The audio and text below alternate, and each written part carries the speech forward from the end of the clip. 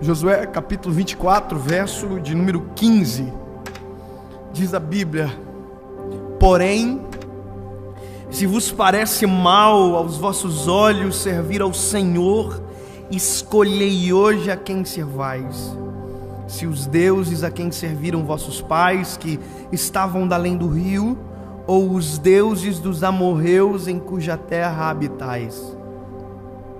Porém eu e a minha casa serviremos ao Senhor. Todo mundo, sem exceção, tem passado.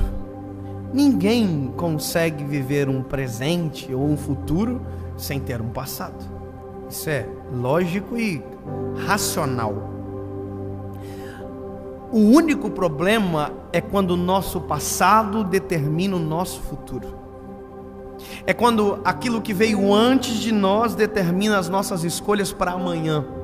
É quando as escolhas erradas que foram feitas antes de nós, as palavras lançadas contra nós, sabe, determinam o que eu vou viver amanhã. Nem todo mundo teve o privilégio de nascer numa casa onde palavras de bênção foram a realidade sempre. Nem todo mundo tem o privilégio, a bênção de ter nascido numa casa onde o casamento é feliz de verdade, não é uma aparência ou viver um divórcio. A maioria das pessoas tem dentro da sua família histórias de fracasso, sabe? Ou quase fracassos, ou fracassos completos. E esse texto, para mim, ele é a marca de um conceito que é novo, mas que já está aqui há anos. Autorresponsabilidade. Quando você assume a culpa, o ônus e o bônus das suas escolhas. E quando você assume a escolha, sabe? Quando você assume, não de tirar do Senhor, pelo contrário, assume a direção do Senhor para você. Eu acho interessante esse texto, porque quem está ouvindo isso é um povo que são filhos de uma geração que não entrou na terra prometida. Josué não é o que recebeu originariamente essa promessa de chegar, estar na terra que emana leite e mel. Quem recebeu essa promessa foi quem antecedeu ele na liderança. Moisés é aquele que tira o povo do Egito e na peregrinação até essa terra prometida, a qual Deus havia programado para eles viverem um trajeto curto, demora 40 anos pela infidelidade do povo. Chega um momento que Deus se cansa e diz: olha, ninguém vai entrar. Dessa geração ninguém vai entrar. Só entrará os filhos quando o último dessa geração sucumbir. Moisés não entra. Ninguém entra. Os filhos entraram. Só que veja, os pais que apontaram o caminho não conseguiram chegar na terra prometida. Os pais que disseram para os filhos a vida inteira: filhos, olha, um dia nós vamos chegar num lugar onde a Bíblia, o Senhor Deus diz que emana leite e mel, ou seja, nós vamos viver os melhores dias da nossa vida quando nós chegarmos lá. Só que o que eles não entendem é que eles estavam apontando um lugar de bonança, mas já estavam vivendo e desfrutando de bonança. Porque no meio do deserto, no meio da peregrinação, maná do céu, água da rocha, nuvem de fumaça, coluna de fogo, o mar que se abre, o sapato que cresce, a roupa que não envelhece, ou seja, eles estavam vivendo os melhores dias da vida, só não perceberam. Tem gente que não entende que o caminho é tão gostoso quanto o destino. Quando a gente deixa o Senhor controlar, eles estavam vivendo, apontando o lugar, mas não estavam vivendo o caminho, e por isso não entraram. Então, quem entrou na terra prometida sabe o porquê os seus pais ficaram no deserto. Veja, a gente sabe o porquê do fracasso. Quem é filho de pais divorciados sabe exatamente por que os seus pais divorciaram, por exemplo. Se for infidelidade, ele sabe que infidelidade é péssimo. Sabe, se for falta de afeto, ele sabe quanto a falta de afeto implica em um relacionamento. Ou seja, quem tem histórias de fracasso, na verdade tem tudo para dar certo. Porque sabe o que não fazer, o que não repetir, o que não reproduzir. O problema é que tem pessoas que chegam na terra prometida, mas o coração ainda mora no deserto. ainda é refém de passado, ainda é refém de histórias negativas, sabe? Gente que não acredita no casamento porque os dos pais não deram certo. Gente que não acredita na família porque a sua família não deu certo. Gente que não acredita mais nas pessoas porque desacreditou, porque viu dando errado dentro de casa, na sua história. Veja, você não é refém daquilo que deu errado. Assuma a responsabilidade para viver algo novo. Assuma a ponta, sabe? Muda o paradigma que foi estabelecido sobre você. Você não é fruto de algo que disseram para você. Você é fruto daquilo que Deus tem ao seu respeito e disponível para entregar para você. Mas tem uma coisa importante aí: autorresponsabilidade, que é o que Josué está fazendo. Veja, Deus traz à tona, através da boca de Josué, tudo aquilo que o povo viveu no deserto. Deus lembra eles: olha como eu sou bom, olha o que eu fiz. Deus está se esforçando para trazer a memória desse povo que é bom, maravilhoso servir a Deus e não o passado.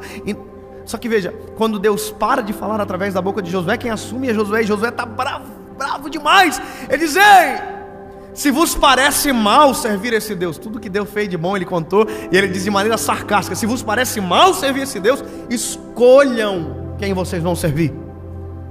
O que ele falou? Escolham a quem vocês vão servir. Ele está dizendo: vocês só são reféns se quiserem. Falaram que você é um idiota, você só será um idiota se quiser. Falaram que você é um fracassado, você só será um fracassado se quiser. Falaram que você não vai dar certo, você só não vai dar certo se quiser. Ei, quem veio antes que você divorciou, não deu certo o casamento, só dará errado o seu se você quiser. Porque se você quiser dar certo, escolha. Se você quiser que a sua vida seja o oposto daquilo que disseram, escolha. Deus tem algo novo para você a partir da decisão que você tomar. Ei, eu não sou aquilo que disseram ao meu respeito, eu sou aquilo que o céu gritou sobre mim nesta geração. Quando eu fui casar, eu vou contar um pouco antes. Quando eu encontrei a minha esposa, Paula, eu casei com a minha primeira namorada. Yes, ganhei. Eu conheci ela quando eu tinha 16 anos. Eu me lembro que eu cheguei em casa, disse para minha mãe: mãe, eu conheci a mulher que eu vou casar. Ela quase morreu. Imagina um filho desse perder. Eu entendo ela. Ela ficou morrendo de ciúme. Ela disse que ela não queria conhecer a Paula. Eu não quero conhecer ela. Durante 30 dias ela não quis conhecer a minha esposa. Depois ela se rendeu. A minha esposa é maravilhosa, linda, é um doce de mulher, é a mulher mais incrível que eu já conheci na minha vida. Por isso casei com ela. E veja, eu me lembro que eu trabalhava de estagiário nessa época no banco. Sabe estagiário do banco? Caixa Econômica? Eu era estagiário da Caixa Econômica. Você sabe que estagiário da Caixa Econômica, com todo respeito à classe, a gente usa uma faixinha assim nas costas, um coletinho azul, uma plaquinha escrita assim: posso te ajudar? Mas na verdade o que eu queria escrever durante 2 anos no colete é: eu preciso de ajuda. Sabe? Tinha vontade de escrever assim: me ajuda, pelo amor de Deus, me socorre dessa vida. Porque a gente ganha pouco, sabe? Escravizado, não tem moral nenhuma. Acabei de denunciar uma profissão. Olha só. Mas vamos lá, depois a gente corta isso. Eu me lembro que eu estava na cozinha assim, almoçando. Tinha vários funcionários e o estagiário se achando, sentado na mesa. Aí eu me lembro que eu falei assim: gente, eu descobri a mulher que eu vou casar. Aí todo mundo assim: sério? Eu tinha 16 anos, estagiário. Só que eu não disse que ia casar amanhã, eu só disse que eu tinha descoberto a esposa que ia casar. E aí teve um homem que olhou pra mim e falou assim: para de ser idiota. Casar é a pior coisa que existe na vida de alguém. E eu fiquei assim: oh my God. Porque eu era estagiário, ele era funcionário. Então a única coisa que eu podia fazer era ficar quieto. E ele disse: casar é horrível, casar é terrível, dá tudo errado. E foi falando, e foi colocando peso em mim. E eu ficando ruim, e todo mundo ruim. E ele: casamento é a pior coisa que o ser humano inventou. Isso tá só.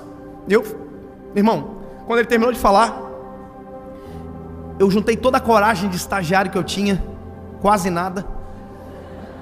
Olhei para ele e disse: amado, já preparando para fugir. Falei assim: você é casado? Ele disse: não. Você é o que então? Ele disse: eu sou divorciado. Eu falei: então deixa eu te contar uma coisa.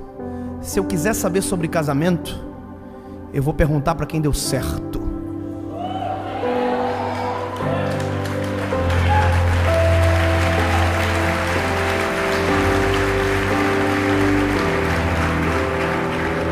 Me lembro de no final do dia passar na mesa de gerente, assinar uma folha. Brincadeira. Mas deixa eu te dizer, a gente tem que fazer isso. A gente tem que parar de aceitar lixo de gerações que foram passadas para nós. A gente tem que parar de aceitar legados de maldição. Para de se vitimizar, para de colocar a culpa em quem veio antes, que você assume a responsabilidade. Ei, o meu casamento será feliz. Teve divórcio no casamento de vocês, da família de vocês, dos pais de vocês? Olha pra cá. O meu casamento vai dar certo. Teve adultério? Eu serei fiel à minha esposa até o final. Sabe, porque a gente escolhe. É o que Josué está dizendo. Ei, se vocês quiserem dar errado, o problema é de vocês, porque eu e a minha casa serviremos ao Senhor. Você está entendendo? Ele está dizendo: ei, eu não sou refém do passado, eu não sou refém de um modelo fracassado que está posto. Deus tem algo novo para mim, Deus tem algo bom para minha história. Eu não sou refém. Tem gente que vive isso, sabe? O pai bateu nele, ele tem um filho, ele bate no filho. Para de passar aquilo que te fez chorar adiante. Para de passar aquilo que te machucou adiante. Eu estava assistindo um filme com a minha esposa esses dias, e a gente estava assistindo um filme onde o filho estava no quarto chorando e os pais na sala brigando. E eu e minha esposa vivemos isso. Os pais brigando na sala e a gente chorando no quarto escondido. Quantas vezes eu chorei escondido no quarto? Na época os meus pais não estavam bem, meu pai fora da igreja. Quantas vezes? E isso me doía demais. Sabe o que é isso? Eu sei o quanto dói ver a desunião dentro de casa. Portanto, eu tenho uma escolha. Eu tenho um filho agora. Eu tenho um filho, eu não vou fazer o meu filho passar por o que eu passei. Ele não precisa sofrer o que eu sofri. Sabe o que é isso? Eu decidi, eu e a minha casa serviremos ao Senhor. Isso é muito simples. Eu e a minha esposa, quando a gente foi casar, minha mãe falou para mim assim: filho, como você quer que o seu casamento seja? Eu falei: como assim, mãe? Ela disse: você quer que o seu casamento seja uma bênção ou um inferno? Eu falei: e não é óbvio, mãe? Eu quero que o meu casamento seja uma bênção. E ela disse para mim: então, escolha.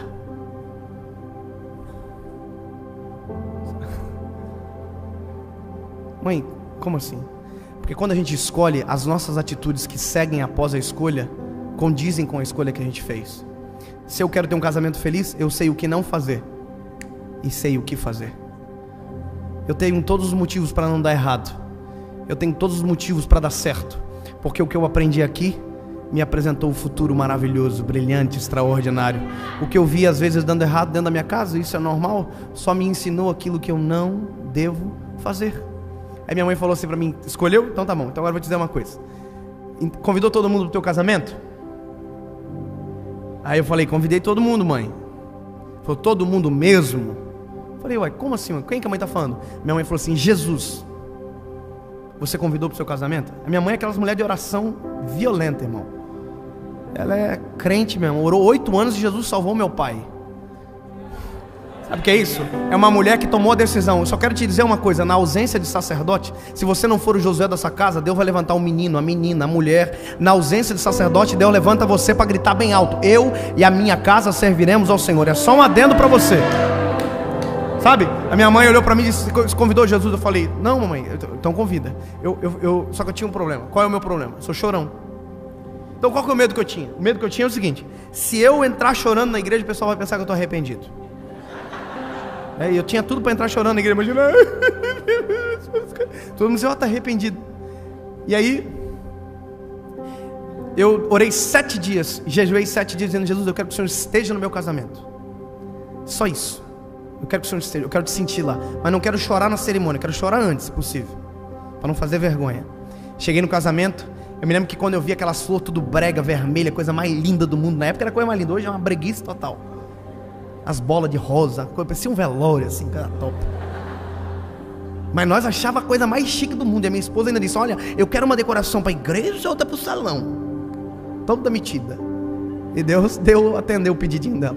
Mas deixa eu dizer, eu entrei na igreja, olhei tudo aquilo, me lembro que eu comecei a sentir a presença de Deus, entrei dentro de uma sala e eu gritava chorando, dizendo: Tu é maravilhoso, Tu veio, Tu é real, Tu estás aqui, Senhor, Tu és o meu Deus. E aí eu me lembro, irmão, que eu comecei a chorar, eu estava maquiado. Sabe, irmão, sabe? Oh my God. Péssimo, irmão, o maquiador deixou igual um robô, coisa mais feia do mundo. E eu me lembro que eu saí assim, sequei a maquiagemzinha, entrei na igreja sem chorar, casei com a minha esposa e fui para casa. E no dia que eu fui para casa, sabe quem foi comigo? Jesus. E sabe quem mais? Ninguém. O passado ficou para trás, as coisas velhas se passaram e tudo se fez novo. Porque no meio do caminho do deserto eu construo uma estrada, e no ermo eu coloco um rio. Recomeça, viva algo novo.